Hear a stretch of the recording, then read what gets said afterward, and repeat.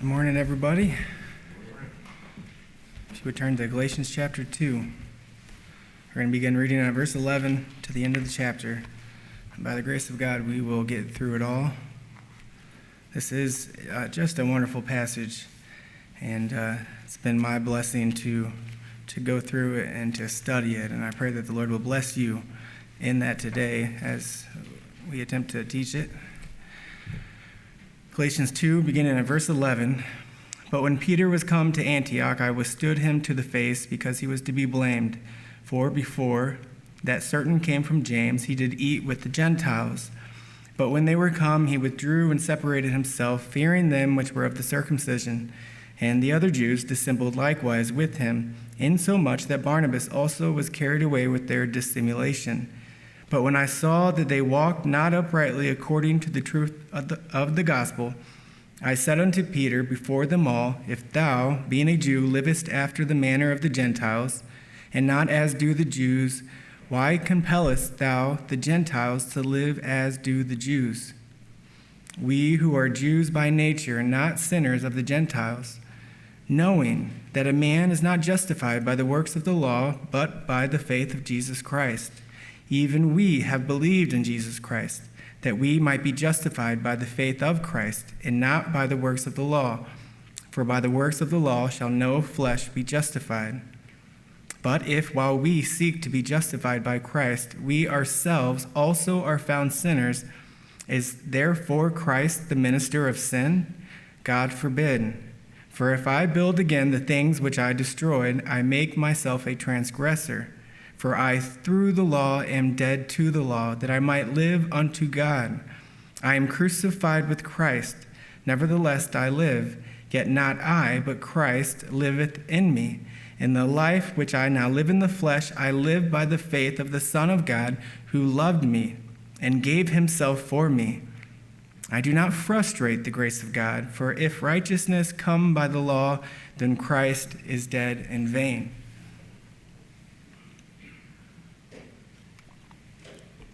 So as a reminder, two things that we've noticed throughout this epistle so far is one, Paul has been defending his authority as an apostle for the sake of the gospel.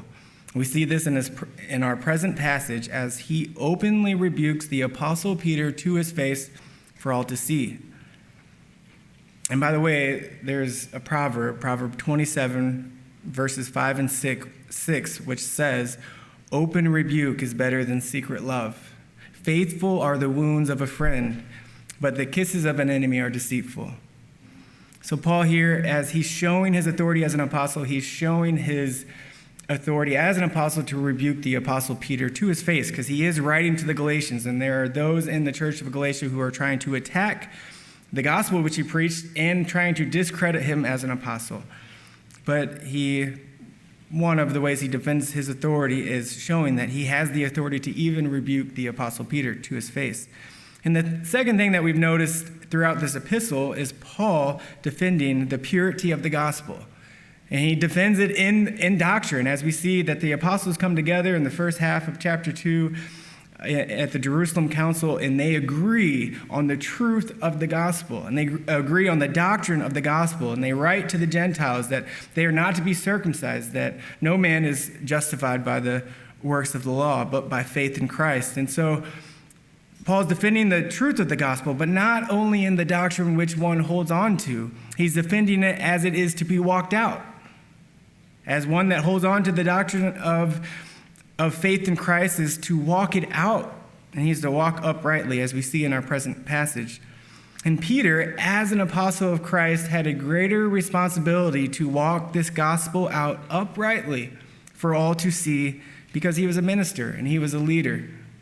But when Paul saw that he was not walking uprightly according to the truth of the gospel, Paul rebuked him, and rightly so, and he did it before all. Paul's open rebuke was better than a hypocritical or a secret love, and his wounds were very faithful to his friend Peter and to all who were there. And just a note with that proverb that I mentioned, and I just mentioned it about Paul, that Christ is our elder brother, and he is a friend that sticks closer than a brother, and Christ wounds us. And rightly so, when our sin is exposed, and when we see that we've sinned against him and we've sinned against thee and thee only, as David prays. But Christ wounds us with the intent to heal. Christ wounds us so that we may be healed and that we may be made whole in him. And so it is a faithful friend who would rebuke his brother in Christ. And here it was necessary for all to see, so that all would see the falseness in his action, and that they would turn from this hypocrisy, and that they would be healed as a whole. And so that's, to summarize this account briefly, we've been going over it. Peter came to Antioch, which is a predominantly Gentile church. It's Paul and Barnabas' sending church. And when he comes, he eats with the Gentiles. And he does so freely and free of conscience, because he knows that they are brothers and sisters in Christ. But when certain ones come from James, from the church in Jerusalem, these were of the circumcision, Peter, fearing them, withdrew and separated himself from the Gentiles and only sat with the Jews, leading the other Jews to do likewise, and leading even Barnabas himself. And so Paul saw this, and he rebukes him openly for all to see. He points out Peter's hypocrisy. In verse 14, we read, "But when I saw that they walked not uprightly according to the truth of the gospel, I said unto Peter before them all, If thou, being a Jew, livest after the manner of the Gentiles, and not as do the Jews, why compellest thou the Gentiles to live as the Jews?"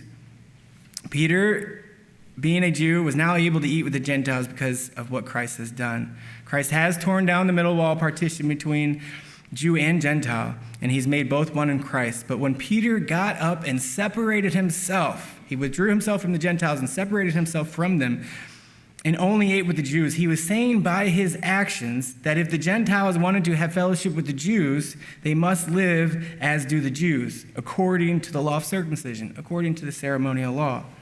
And Paul is saying here in our passage, how could you compel the Gentiles to live as do the Jews? As we read that in verse 14, because that's what he was doing by his actions. When you, being a Jew, as we read in verse 15, he says, "We who are Jews by nature and not sinners of the Gentiles." As he's saying this to Peter, and as he's making this point that we who are Jews by nature and not sinners of the Gentiles, we as Jews have been set apart from the Gentiles by the moral and the ceremonial law.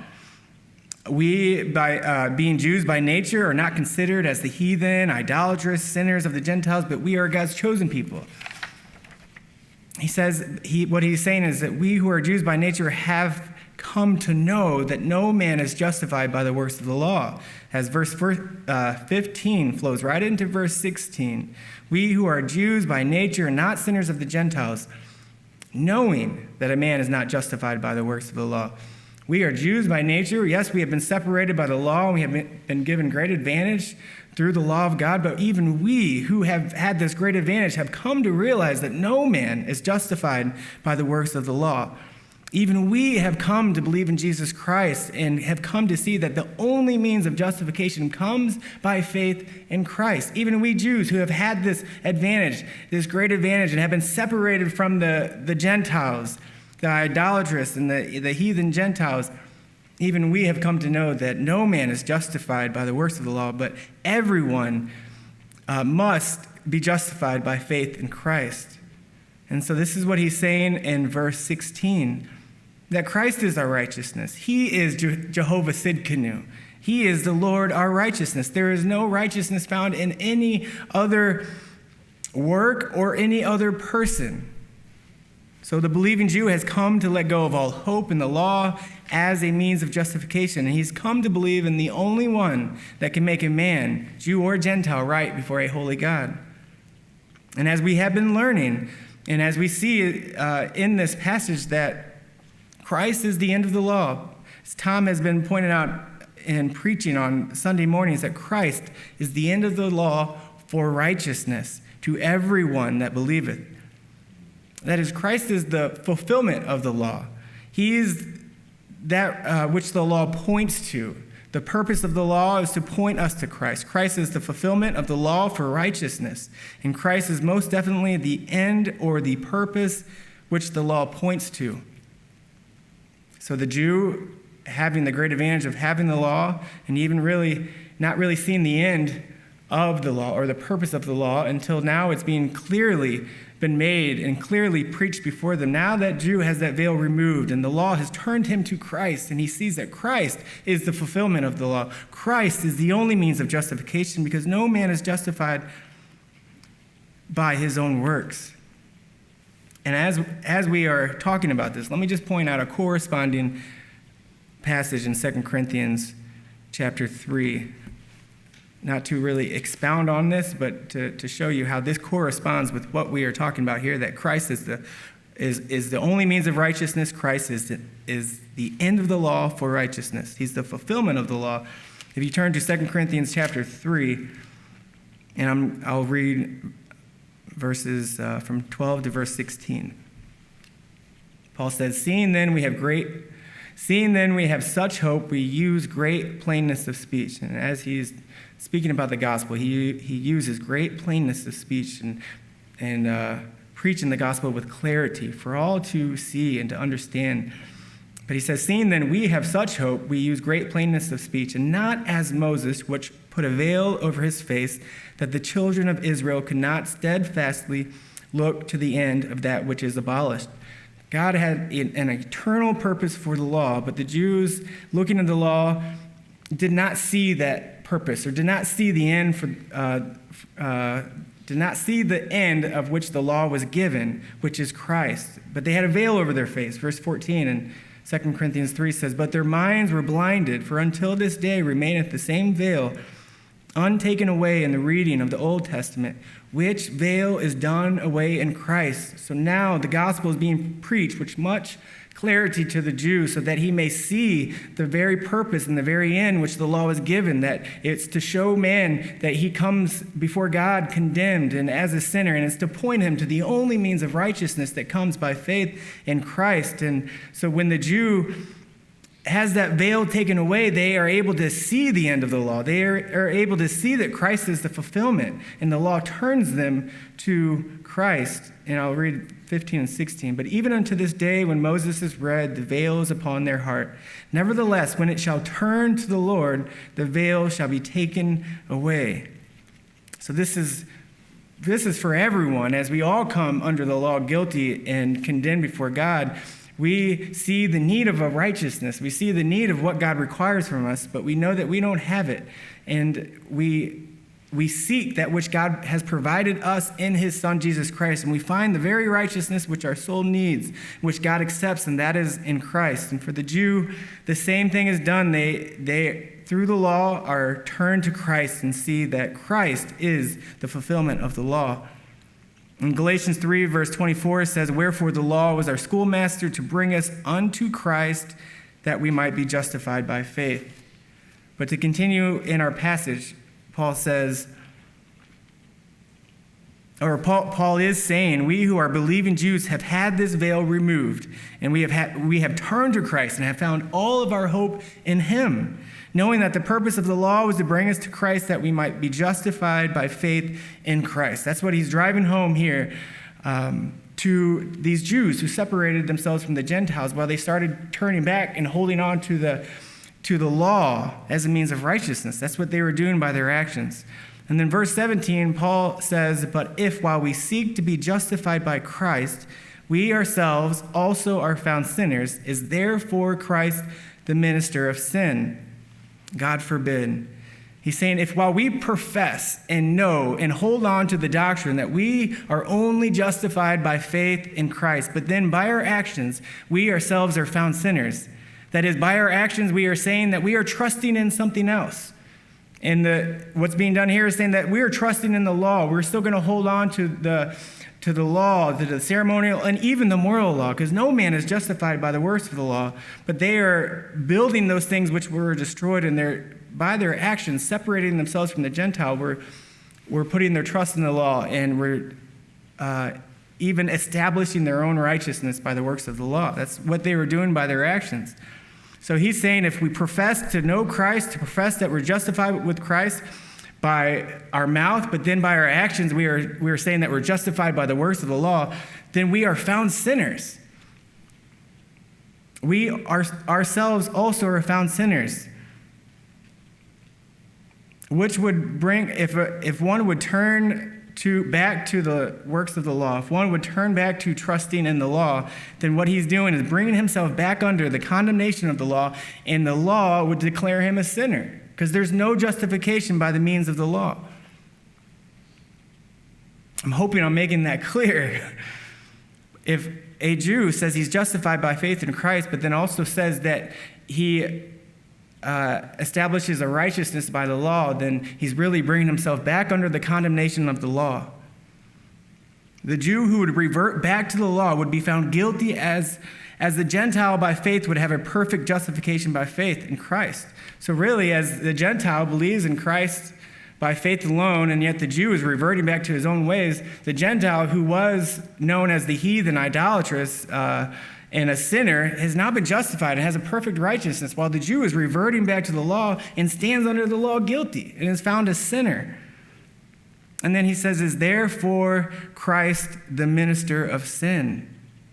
Paul asked to the Jew who would revert back to the law, is therefore Christ the minister of sin? Well, the answer is God forbid. Because Jesus only provides one way of justification, and that is by faith in him and his righteousness. And then verse 18, Paul says, for if I build again the things which I destroyed, I make myself a transgressor. And this really, I think, is giving the meaning of what he just said in verse 17. The believing Jew has come to count all those things that he once trusted in for righteousness as dung. He has come to know and to see that Christ is the end of the law for righteousness. That veil has been taken away, but if he were to revert back into trusting in the law as a means of righteousness, he's bringing himself back under that condemnation. He's building again those things which were destroyed by the gospel. He's building again those things which, again, were destroyed by the gospel, and he becomes guilty before the law, and he's under the condemnation of the law. He becomes a transgressor. He makes himself a transgressor. Does that make sense? Okay. I saw it clearly. I wanted to explain it. I'm just hoping that you understand that. But that is what they are doing by their actions. And that's what it was being done here at Antioch. That middle wall partition that was destroyed by the gospel and by the truth of the gospel, where both Jew and Gentile were made one in Christ by faith in Christ, because both were justified by faith in Christ. They weren't accepted by their own works, but they were accepted in Christ as faith in him, by faith in him, so they were made one. But once they started separating from the Gentiles and reverting back to the righteousness of the law and building again that partition that was done away with in Christ, they are making themselves transgressors again and condemning themselves. The middle wall of partition, which was torn down by Christ, was being attempted to be built again by reverting back to trusting in the law, which only condemns and provides no righteousness to the sinner. And then verse 19, Paul says, for I, through the law, am dead to the law, that I might live unto God. And Romans 3:19 says, now we know that what things the law saith, it saith to them who are under the law, that every mouth may be stopped, and that all the world may become guilty before God, both Jew and Gentile, that every man by the law comes under it, guilty and condemned before God. We are all born under the law. Jew and Gentile are born into this under the law, into this world, and we are born condemned. We have the wrath of God that abides upon us. But when we are turned to Christ, we become dead to that law. We're no longer under that law. We're no longer under the condemnation of the law. And not only are we no longer under its condemnation, but by faith in Christ, we are no longer under its authority and its dominion. This might make you ask, what do you mean by that? We're no longer under the law's authority or dominion? Well, the law says, cursed is everyone that continueth not in all things which are written in the book of the law to do them. So under the authority and the dominion of the law, you have to carry it out 100%. And you're not able to do that. And you, by being under the authority and the dominion of the law, are condemned and cursed. So if we were still under the law's authority and dominion, we would have to submit to all that the law commands, because that's what it commands of us. to continue in all the things which are written. But if we don't, then we're cursed.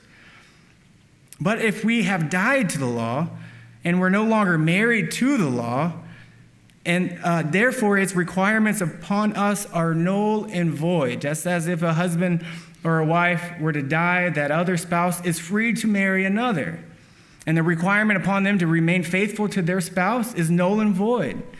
Well, in Christ, we have died to the law.